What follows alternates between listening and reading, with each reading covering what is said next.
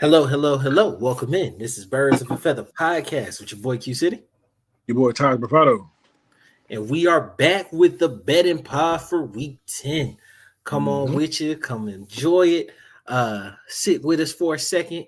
We're going to recap last week and then get on to this one. So let's jump right into it, bro. Last week, not the best week, but we swung for the fences, hit a couple ground balls. So let's get into it, right? So I entered the week 18-22 with 14 points in our point system. You entered the week 23-16-1 with 20 points in our point system. Man, we both had Chargers at Tennessee. You smartly took it as your lock of the week. I just took it as a game. But the Chargers came through money line, even though it got a little risky toward the end there. It definitely did. And it came at a price because the Chargers end up losing Joe Alt. They bad in the worst. When you're trading for Penny and slating him to be your starter, hey, look, it's getting rough for you. It's getting rough for you. That is fair. The next game, I had Chicago at Cincinnati, and we were recording a live react when I was marking that game, and I was like, "Dang, bro, Chicago done lost." Because it was like 52 seconds left, and it was 47, or what was it, 42-41. And I was just like, dang, that's tough. They let them come all the way back, 14 points in like 2 minutes. Yeah, that was wow. And then Chicago scores in like 50-something seconds. Win the game 47-42. Kind of saved my week, I ain't gonna lie. So Chicago at Cincy. Chicago comes through there. On your end, Denver at Houston for your 3 picks. Denver at Houston. You chose Houston on that one. I'm so glad we're doing this after Thursday. Like, usually, guys, we get the betting pod in on Wednesday. We might have to change that up and the betting pod just be Saturday and we don't bet on Thursday games, or Friday and we just don't bet on Thursday games. But Friday or Saturday, we'll figure that out. But I'm so glad we did this after Thursday, because nothing warms my heart more than letting like everybody else catching up to a football take I had a year and a half ago. Nothing makes me feel better, bro, because Denver wins despite how Bo Nix is playing. And I'm not even the type to just put baseless slander on a player. You know what I'm saying? But I said it when he was drafted. That's not a first-round quarterback. That's not a first-round quarterback, bro. And he has and he made the playoffs his first year. So it looked like I got egg on my face. Then he comes out, he had, outside of that huge comeback versus the Giants, which the Giants are a god-awful team, and like he was helped in that comeback. Denver's defense looks absolutely amazing. And this is an 8-2 team that nobody believes in because he is god awful. And it tickles me, bro. It hits me right here in this general area that everybody is finally seeing it, bro. Everybody finally seeing it. Because, bro, people try to argue you down about the fact that Bo Nix is good because their team is winning. It's like, no, bro. He is not good. And I'm glad people finally seeing it. But they did beat Houston, right? Like Denver beat Houston. You had Houston money line there. Jacksonville at Las Vegas. You chose Las Vegas. And I think you was feeling yourself. You was in your bag a little bit. Chose Vegas on that one. Jacksonville won. And then KC at Buffalo. But see, here's the thing about all these games, right? They were all decided by like one possession or less. Broncos, Houston, 3 points. Raiders, Jaguars, 1 point. Chiefs, Bills, 7 points. That wasn't a 7-point game, though. I don't care. Buffalo beat KC down. I mean, that you can say that, but the final score is what it is. Mm-hmm. I mean, that's true. That's true. So all three of my games could have easily, well, maybe not that one, but the other two could have easily went the other way. I agree. I agree. If CJ Stroud didn't get hurt, Houston probably wins. I'm not gonna lie. That's true. And that looked like a dirty hit. And I'm not calling that guy a dirty player. That just looked like a real late hit. And I'd be surprised to see. Has he been cleared this week? I haven't seen anything. I highly doubt he plays this week. I highly doubt he plays. That was head bounced off turf and all that. That was rough. So then your lock of the week was the Chargers at Tennessee. So that one cashed. My lock of the week was Minnesota at Detroit. Nick, what? JJ McCarthy comes back, and you know what he reminds me of? Just on some real stuff, bro. Because I know you hoop. You ever go and y'all hooping fives, right? And it's a dude that like he can't shoot. He can't shoot. He can't pass. He can't really defend.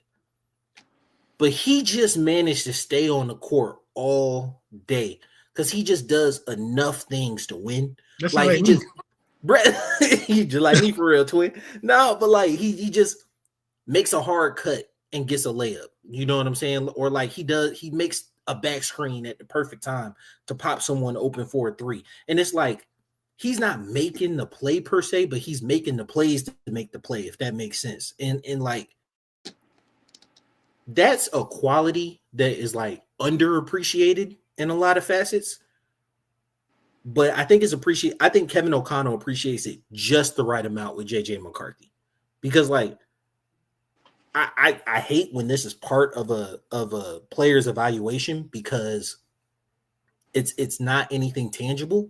But like, bro, he's a gamer, he's a winner. You know what I'm saying? And like it's part of his DNA. It's part of how he plays the game. And you would love to see more stats behind it to kind of like quantify why you feel the way you feel about him. But like, you can't deny that like he's whatever it is, he has it. No, for sure. For sure. And yeah, he beat Detroit at home. We'll see. There needs to be more of a sample size. He's got to stay healthy. Because I'm not going to crown him after one game, so we'll see. But I mean, he did the same thing in Chicago. He's played 3 games this year. 2 of them, he looked really, really good. Especially then he got choked out. He got choked out by a real nigga. Yeah, but to be honest, if you really want to look at it, and this is why kind of as we get later on in the pod, like Atlanta's defense is like elite, and people not really ready to like have those conversations. Like JJ McCarthy looked good in every game, but Baker has looked like world on fire in almost every game.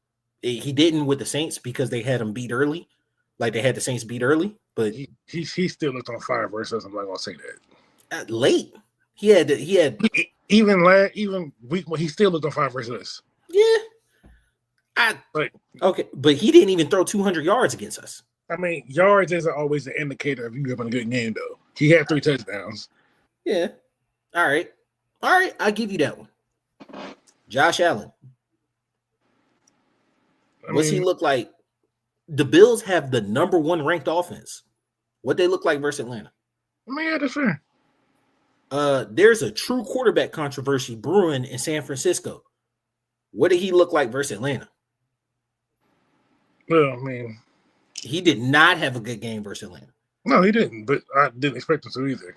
Yeah, the only person, crazily enough, that came in here and really like lit us up like that was Tua, who looked terrible against everybody else. The thing is, I wouldn't even say Tua lit us up because there was a lot of this underneath stuff. Like he didn't have to do any heavy lifting. Yeah, it's true.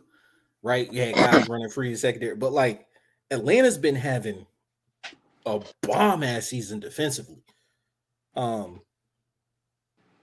There really hasn't, outside of the Dolphins game, because even the Carolina game, the defense didn't look bad. Like the defense was just in every single short field that you can imagine. Missed field goals, change of what's it called? Change of possessions. That swing the momentum, like momentum's real. I'm not going to argue with people about that. Absolutely, because that's what brought us back into the Patriots game.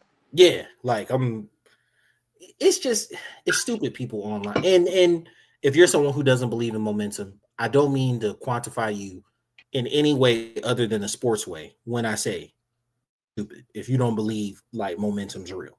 Stupid in real life too, but that's all. Hey, I don't know you enough. I can only know you by the opinions that you post. And the opinion that you post that momentum's not real, that's a stupid one. So like, nah. Falcons defense is elite. But yeah, JJ has looked good. And he's played 3 games. He's looked good in 2 of them. Won 2 of them as well. But now let's get to the upsets. Indy at Pittsburgh. I had Pittsburgh money line. It's part of the reason that I'm down on Atlanta winning this week, and I just took them as the points. Spoiler, because I figured Indy was going to be coming off a loss because I took Pittsburgh. But let's just go ahead and get it out the way. My third pick of the week was Carolina at Green Bay. Green Bay money line. I didn't put it as the lock because I thought it was just set in stone. And your upset of the week was Carolina at Green Bay. Carolina money line. And when pressed, bro, what do you feel? What are you seeing? It's just it's how I feel. This is how I feel. Or hold on, what in your words? I think they're fool's gold. I think was the exact phrase in there, and that came through 100%. Carolina beat Green Bay for your upset of the week. Hey, you got it. You got it. Because I didn't see it. I'm not going to lie. Hey, man, you know.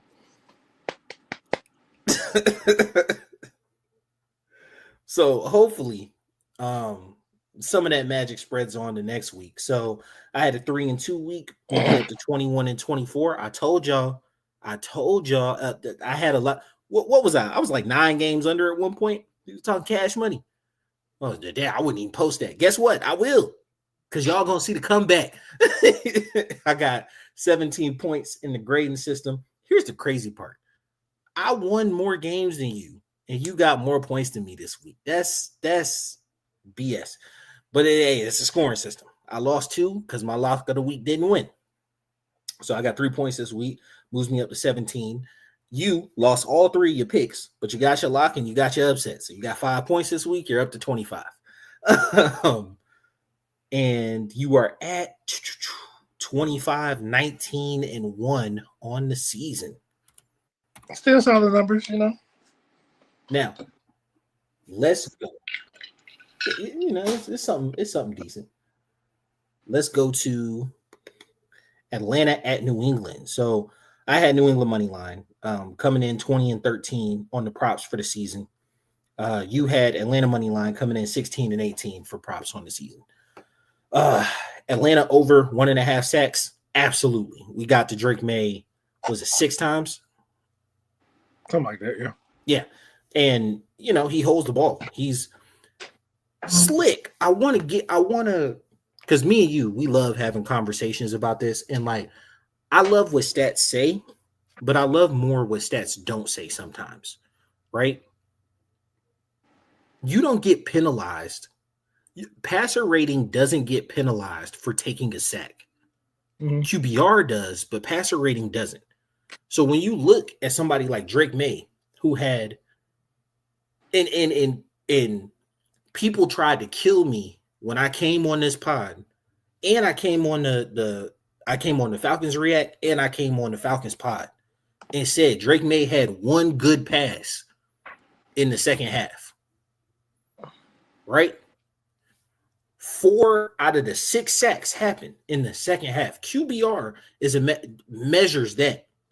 His passer rating was high throughout the whole game, right? Mm-hmm. To be honest, Drake May is probably, if he doesn't set the record, is going to be incredibly close on the season for passing for passer rating, right? Like he's up there. But Drake May is not really playing within the nuance of the game because his QBR in the second half was like 30 something, bro. He had a terrible second half. He had a god awful second half. People don't want to hear that. But it's like, you don't get penalized for taking your passer rating. It doesn't go down because you chose not to throw the ball away and took a terrible sack. You know what I'm saying? Or you held the ball, scrambled around, and got half a yard on third down. It doesn't do it. But QBR does. And like, QBR is not perfect, but it does tell a little bit more of a comprehensive story.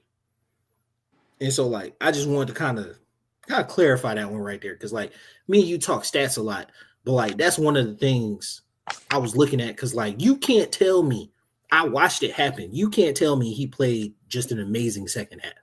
Don't know, he definitely didn't know because they only scored 3 points. So, Pinnix over 217 passing, yes. Atlanta over 0.5 turnovers, yes. May under 277 total, cashed, and then or didn't cash, and then Pitts anytime TD didn't cash. I thought we were going to contain May, definitely in the pass game, and we hadn't necessarily had issues with mobile quarterbacks. The first half wasn't our best showing. The second half was the defense I thought was going to show up the whole game, really. We really contained him in the second half, but he did a lot of damage in the first, just unable to overcome it. And they went to Pitts early and then kind of stayed away from him late. So not getting that touchdown, but 3-2 on the week on props. Taj, you had Pinnix over 231.5 total yards. That cashed. And then May under 20 and a half completions. That 0.5 saved you, bro. He had 19, so hey. And that's crazy. That 19, his average was really high. I'm not gonna take that away from him. He's a bombs away type of guy. He ain't no dinker and dunker like that. Bijon over 108 and a half total. Mooney anytime touchdown, and Pitts over 43 and a half didn't cash. Yeah. Pitts, I thought was going to get there, especially early, because they were going to him early. Bijon, they had a good game plan in for him. And to be completely honest, bro, this game plan has been in place since the 49ers game. It's looking like they're playing Bijon the same way over and over again. Now, to be fair, our O-line is together with duct tape right now. So the Miami game, they played like booty, and then they're getting injured now. So it's not the best. It's not the best overall. Definitely not the best. Not even the slightest. That Mooney anytime touchdown. I don't know if he scores a touchdown this season, bro. Yeah, he'll score one randomly, but he'll score one, but it's just getting ugly for the boy. And I don't know how bad that injury at the beginning of the year was. I do know it kept him out for an extended period of time, right? I don't want to say I won't question your health. If you're healthy enough to play, then there's an expectation that you play at the level, at the standard. You know what I'm saying? And just like judging him by if you're healthy enough to play standard, Mooney has not been good this year, bro. He's been, yeah, I hate to use the word. He's been terrible, bro. He's been terrible this year. Yeah, I mean, yeah. Yeah. The drops, the route running, the lack of separation, it's just, that's what I'm saying. Like, I get you. You saying like, oh, he'll score a touchdown at some point. I just don't know when, bro. He don't know either. His touchdown looks like the rapture. No one knows the day or the hour. One of these games. All right. So heading into week 10, I entered the week 21-24 with 17 points. Taj entered the week 24-19-1 with 25 points. Getting to our 3 picks. Now, here's the crazy part. We put these into a doc, and then we come do the show. We only bet one game different. that's the crazy part. So we're either the last time this happened, almost every game was wrong. So maybe that's a good thing for me and a bad thing for Taj. I don't know, because I'm not doing great on the picks right now. It's not looking great for you, boy. But I'm gonna come back. I feel it in my bones. Anyway, my first pick is your lock of the week. Baltimore at Minnesota. What are you seeing there? Make that your lock. Lamar got to get these boys going. Ain't no other options right now. They got to win, and I don't think Minnesota gonna stop them. So, and there is the Lamar versus the NFC stat that's out there. So, here's the thing about that: he's actually lost his last 2. Hey, he gonna get right. This from here on out, it's get right season for the Ravens. Yeah, they can't. I think they can only afford to lose like one more game reasonably, especially since like a lot of their losses are 2 AFC teams. Yeah, they're gonna get right. Our second game that we picked, basically the same. It's in my 3 picks. I got Arizona at Seattle. I got Arizona +7. You got it in your 3 picks. Arizona at Seattle. Seattle money line. I do think Seattle, who just laid the wood, put it on the table, no lube against Washington. Seattle looks scary. I think they're due for a letdown. And I don't think that letdown ends with a loss, but divisional game is Arizona has finally pulled the plug. I don't think Kyler plays another game in Arizona. Yeah, that's my thought too. Because like, dude was just fine. They were going to use him in packages, and to he's on IR. That's a soft benching. Yeah, and Jacoby's not. I don't think Jacoby's Geno, where career backup, and then I'm going to invest like a 2 or 3 year contract in you, like Seattle did. Nah, they ain't. It's just one of them things where it's like, all right, you do more what I like right now, so you're just gonna be the guy till we found our guy. Yeah, and John Gannon and Shane Steichen were hired the exact same year, and both of them are in year 3. And Shane Steichen is doing what he's doing with the Colts, and I don't think reasonably Gannon can have another 6-win season and keep his job. Right? I don't know. I'm not like super familiar in and out with the Cardinals ownership, but that just doesn't seem right. Unless you're the Browns coach, in which case you can be mediocre every year and keep your job and not start Shador and everything be cool. But it is what it is. That's a different conversation for a different day. We done had our back and forth on it. I won't go into it anymore. Detroit at Washington is the game I chose different in my 3 picks. I got Detroit money line. I think Washington is trash right now. Jaden cracked his arm. That was. He's actually going to be fine. He got lucky. Yeah, because it was a dislocation. Yeah, this is good. No ligament tear, no surgery required. Just the clean. Yeah. And he don't got to go on IR. So, and to be honest, I'm not gonna lie to you, bro. Because it's not his throwing arm, right? Yeah, it's his left arm. So yeah, it's not his throwing arm. He probably could play not this week, but like maybe next week. The pain tolerance thing, because that thing probably still like booming right now. But yeah, he could probably play next week. In a potentially lost season, you don't rush him out there. That's exactly where I was going. I was finna be like, if I lose the next 2 games, like let's say we lose this week versus Detroit, And then going into next week, I don't even know who they have next week, but he's kind of iffy on playing. Game time decision. You decide against it, and then y'all lose again. You're looking at 3-7, 3-8. I'm probably not putting him back out there, bro.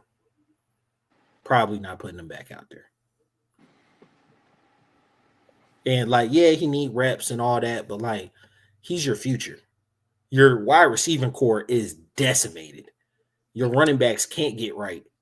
It's just, and I said it. I said it this year coming into the season. Washington was one of the oldest teams. They were one of the oldest teams last year. And I don't know, that injury was kind of a freak injury, but like that was my concern with Jaden coming out. Was the like people talk about Pinnix being an injury problem? Like, nah, bro. Like Pinnix, he had freak injuries. Like it was just like it was a horrible string of injuries. But like I don't think that's who he is. Yeah, and Pinnix is skinnier, but like he's got muscle. He's solid. That's what I'm saying. He's got muscle. Like when you look at Jaden Daniels looks skinny, bro. Like he looks like, but Pinnix has like some size to him. Yeah. And which like if Pinnix gets hit, you're not like, is he injured now? You know what I'm saying? Where it's like every time Jaden goes down, I'll be like, that's the one. That's the one. He ain't getting back up. And he's tough. I'm not taking that away from him. Like he's tough, but it's just he's got a real slender build. And that's you worry about that. Like what's the last quarterback that wasn't 185? You know what I'm saying? Like he ain't on 185 now, bro. Like he's skinny, but he ain't that skinny. Like, hey, look, boy, skinny, bro. Did you got factor? He's 6'4", so like it's gonna look different than Pinnix, who's 6'2". Pinnix is 6'2", 220. Jaden is 6'4", like 205. Ain't no way he 205. Yeah, he was like, yeah, he's in the 200s. Good Jesus, he carries it well. He's just lanky. He's probably heavier than that, but like he's lanky. Because like some people like their muscle just don't. They pack it on different. But like I guess so. Because like Lamar's 205. Yeah, but Lamar looks, and maybe it's just because they do close ups and whatnot. But Lamar doesn't look super lanky. He looks skinny. Because he's not 6'4" with it. Yeah, it's true. Lamar's like 6'2". Yeah. Lamar's like Lamar and Pinnix are closer in size. Yeah, and so I guess they carry it a little different. He's just lanky. So going on to that's my 3 picks. Your third pick. Your 3 picks. New England at Tampa Bay. You got Tampa Bay money line. What you see in there? I think the Patriots are due for a loss. I agree. And the Bucks, I think they think they can give it to them. They're ready to bounce back after their loss last week. Coming up the bye week, get a little bit more healthy. Yeah. So, you know what? I'm gonna be honest with you.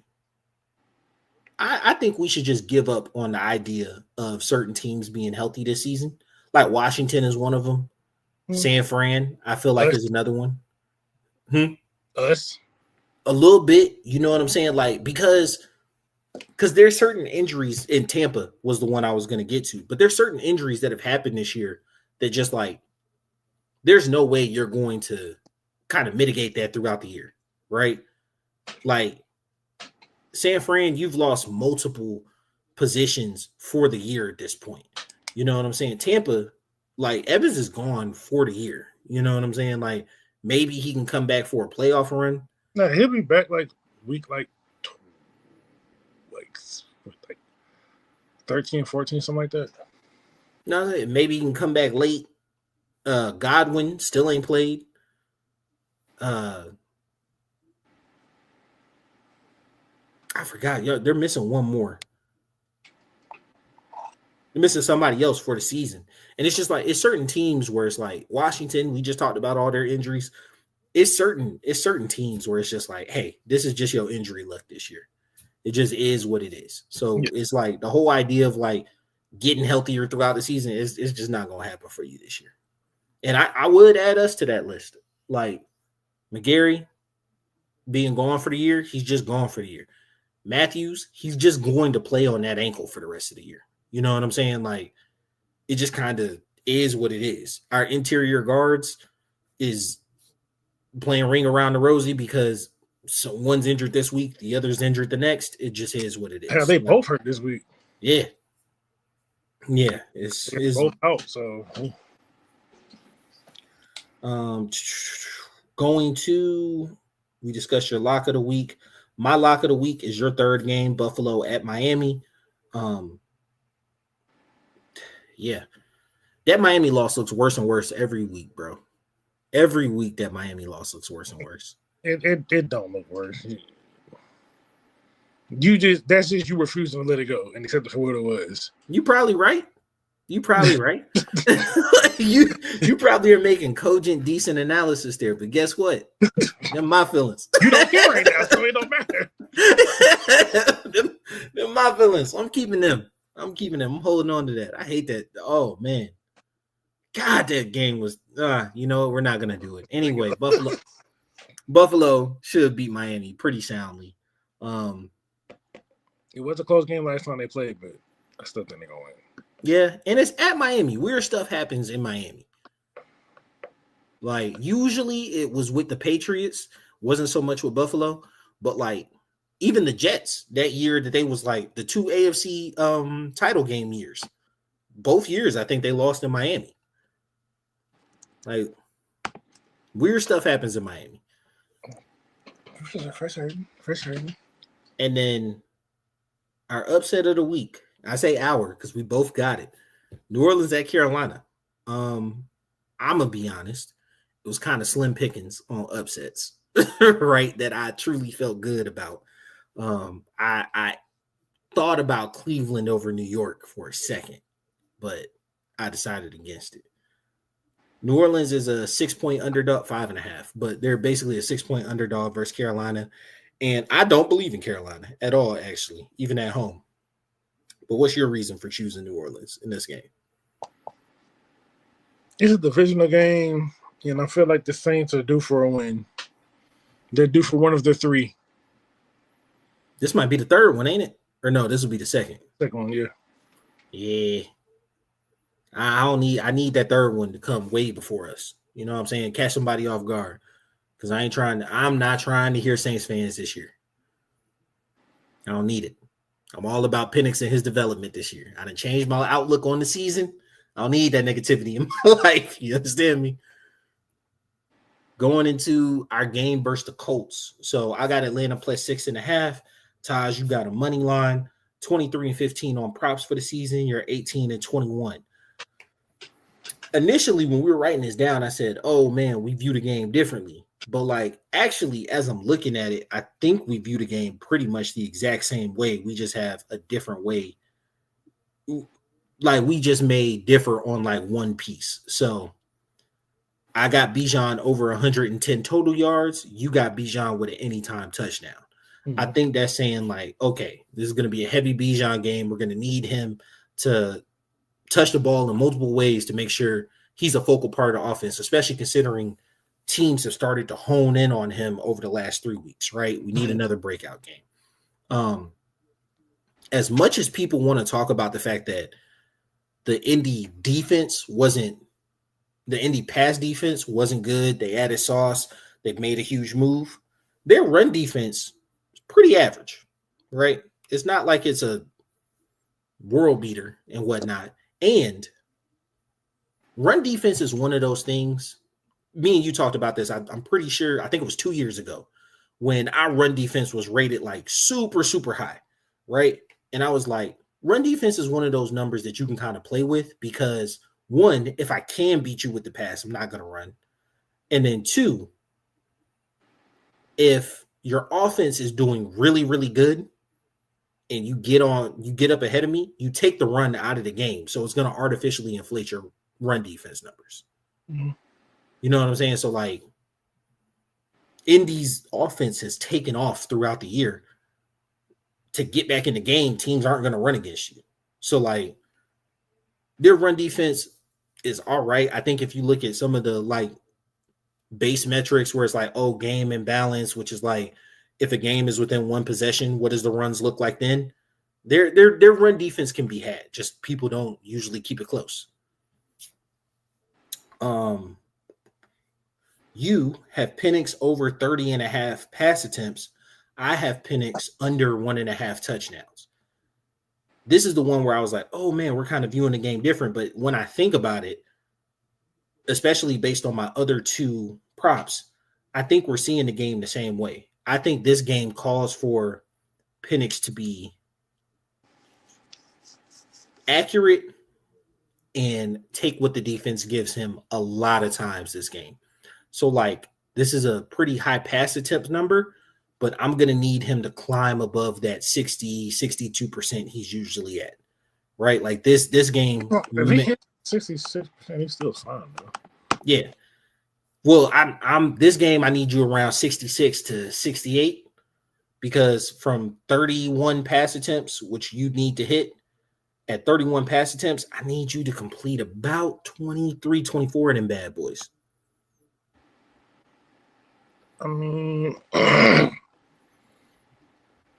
for the season, he's hit.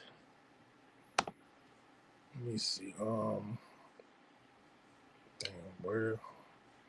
He about 62.5 on the season, ain't he? Yeah, he's 60. I mean, 62% is fine. That like if he hits that, that's perfectly fine for me.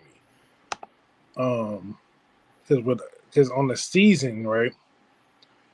He has hit over 30 attempts in all but 2 games. That's a pretty decent number then. 42, 36, 32, 38, and 37. The only time he was below that was the Commanders game where he had 26 and the Minnesota game when he had 21. Both games we were like firmly in control of. So I mean, it makes sense when we get down, like we're riding on his arm.